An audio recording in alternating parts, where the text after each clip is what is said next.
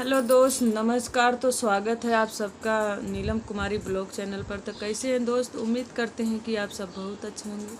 सुबह का टाइम है तो आप सब उम्मीद करते हैं कि आप सब बहुत अच्छे होंगे और भगवान करें कि आप सब अच्छे रहें। और माता रानी से यही दुआ है कि आप लोग जहाँ भी हों स्वस्थ हों और आप लोग परेशान मत होइए। सबकी अपनी अपनी ज़िंदगी जीने का हक है और सबको अपनी ज़िंदगी जीने का पूरा अधिकार है। ठीक है, किसी के रोकने से किसी के टोकने से नहीं, और अपना ज़िंदगी का फैसला इंसान खुद कर सकता है। हम इतने नादान नहीं हैं, इतने नादान नहीं हैं कि हमारे को कोई अच्छा बुरा समझाए और मुझे समझ में ना आए। समझ गए? तो ऐसी बात नहीं है दोस्त, आप लोग जान सकते हैं।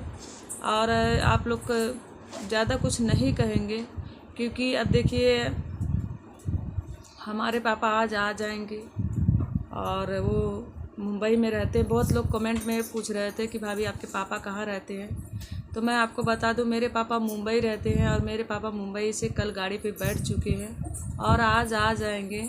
उसके बाद हम उनके साथ अपने गांव चले जाएंगे। ठीक है, यहाँ रहने से झगड़ा लड़ाई किचिर पिचिर रोज़ का झगड़ा लड़ाई अच्छा नहीं है। न चैन से खाना खाना और झगड़ा लड़ाई में टेंशन ही रहता है। न खाना पीना खाते हैं, ना चैन से कभी मतलब सुख शांति घर में ना हो तो अच्छा भी नहीं लगता। इसलिए हम अब अपने गांव चले जाएंगे और इसलिए हम आप सबसे यही प्रार्थना करेंगे कि आप सब मेरा सपोर्ट कीजिएगा। और मेरी कंडीशन आप लोग तो जानते हैं, मेरा हालत थोड़ा ख़राब है और इसके कारण आप सबसे हाथ जोड़ के इसलिए प्रार्थना है कि आप लोग मेरा सपोर्ट कीजिएगा कि जो मैं अपना खर्चा उठा सकूं। मेरा अभी इसी जरिया है क्योंकि मैं और अभी कोई ऐसा काम करने लायक नहीं हूँ, क्योंकि मैं आप लोग जानते ही हैं तो मैं थोड़ा परेशान हूँ और मैं माँ बनने वाली भी हूँ। इसके कारण मैं कोई ऐसा काम नहीं कर सकती, कोई मेहनत वाला भी काम नहीं कर सकती।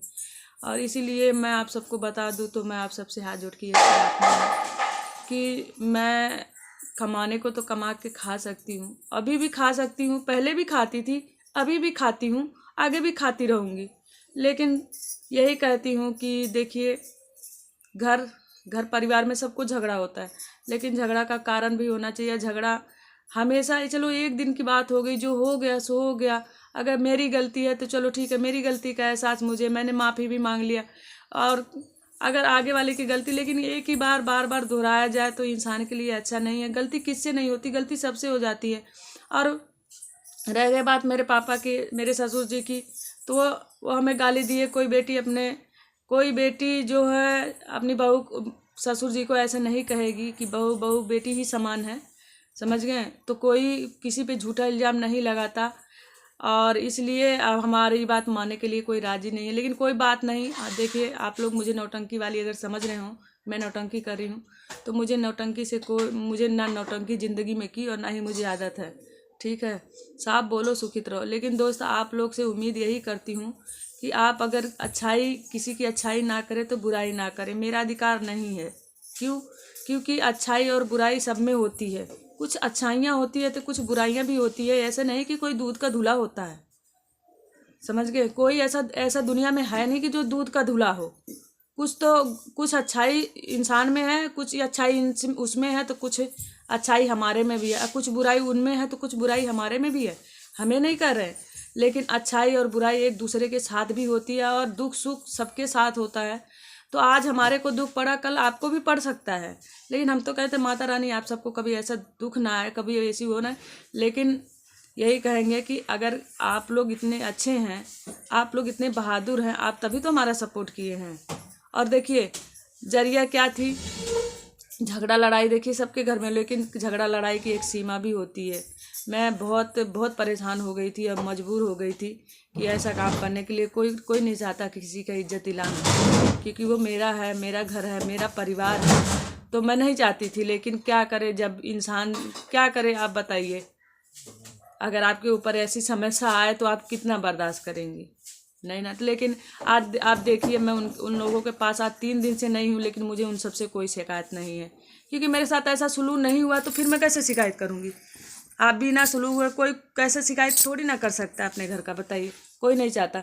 लेकिन दोस्त मैं 3 दिन से यहाँ आई हूँ नागलोई, और 3 दिन से मैं यहाँ हूँ और आज मेरे पापा मुंबई से आ जाएंगे और फिर हम अपने मायके चले जाएंगे, अपने गांव चले जाएंगे। और रह गई बात मेरी बेटी की, तो बेटी मैं लेके आई थी और मेरी बेटी मेरे से छीन लिया गया। और मैं आप सबको क्या बोलूं, ज़्यादा कुछ नहीं बोलूँगी, लेकिन कोई बात नहीं कि मैं कुछ बोलूँगी इसलिए नहीं, क्योंकि माँ क्या, आप एक माँ को अपने बच्चे के लिए अधिकार नहीं होता क्या? सिर्फ बाप का ही औलाद होता है, माँ का कोई हक नहीं होता बेटी बेटा पे? अगर माँ पे बेटी बेटा का अधिकार नहीं है तो साला दुनिया में बेटी बेटा पैदा किस लिए करती है माँ? सारे दुख वो उठाती हैं, सारा हर चीज़ वो झेलती हैं, और माँ का कोई अधिकार ही नहीं दिया गया, तो हम काहे के लिए धरती पे हैं? आप लोग बताइए।